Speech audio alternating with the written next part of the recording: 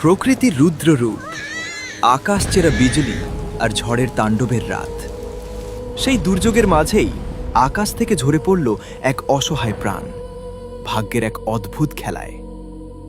ভোরের আলো ফুটতেই প্রকৃতির কোলে এক বিস্ময়।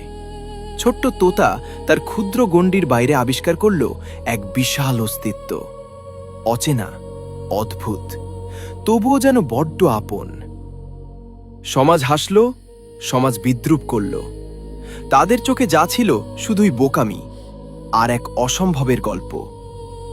কিন্তু তারা জানত না, মাতৃত্বের কোনো শরীর হয় না, মাতৃত্বের হয় শুধু হৃদয়।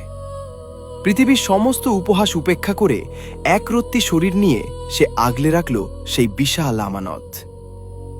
অবশেষে অপেক্ষার অবসান। খোলস ভেঙে বেরিয়ে এলো এক রাজকীয় সত্তা, যার জন্মই হয়েছে আকাশ শাসন করার জন্য। সে প্রথম চোখ মেলে দেখল তার ছোট্ট মাকে। শুরু হলো এক অসম লড়াই, যার ক্ষুধা পাহাড় সম। তাকে তিলে তিলে বড় করা কি চারটিখানি কথা? মায়ের শরীর ক্লান্ত হল, পালক মলিন হল, কিন্তু হার মানল না তার অদম্য ইচ্ছা। মমতার ছায়ে বড় হতে থাকল ভবিষ্যৎ রাজা। বনের অন্যরা আজ ভয়ে দূরে পালায়, অথচ সেই ভয়ঙ্কর নখর আর বিশাল ডানার নিচে ছোট্ট মায়ের কি নিশ্চিন্ত আশ্রয়।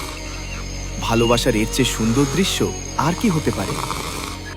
মাটি যার ঠিকানা নয়, আকাশই যার ঘর। হাজারো চেষ্টার পর অবশেষে ডানা মেলল সে। বাতাস ফিসফিস করে বলল, রাজার জন্ম হয়েছে। কিন্তু বিপদ কখনো বলে আসে না। একাকী দুপুরে নিঃশব্দে ঘাসের আড়াল থেকে ঘনিয়ে এলো সর্বনাশের কালো ছায়া, হিংস্র চোখ আর বিষাক্ত নিঃশ্বাস। পালানোর পথ নেই, পেছনে দেয়াল, সামনে ভয়ঙ্কর এক শত্রু। ভয়ে জমে গেল ছোট্ট প্রাণ। বাঁচার সব আশা ছেড়ে দিয়ে সে যখন চোখ বন্ধ করল, ঠিক তখনই আকাশ চিরে নেমে এলো বজ্রপাত, বাজের গতিতে, সুপার হিরোর মতো। বিপদের ঠিক চরম মুহূর্তে শিকারী নিজেই পরিণত হলো শিকারে। আকাশের রাজা আজ পাতালের ত্রাসকে তুলে নিল মেঘের রাজ্যে। তারপর এক মহাকাব্যিক পতন। অশুভ শক্তি হারিয়ে গেল গভীর অতল গহ্বরে। ধুলো উড়িয়ে মাটিতে নামল সে। চোখে আর সে শিশুসুলভ চাউনি নেই।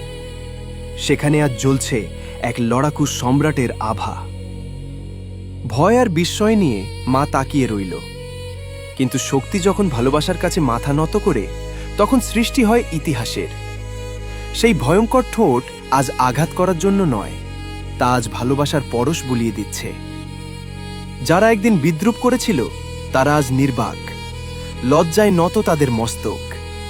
ছোট্ট মা আজ সগর্বে চড়ে বসল তার বিশাল সন্তানের পিঠে। নিচে অরণ্য, উপরে অনন্ত আকাশ। তারা উড়ে চলল দিগন্তের পানে। সূর্যাস্তের এই সোনালি ফ্রেমে লেখা হলো এক অমোঘ সত্য।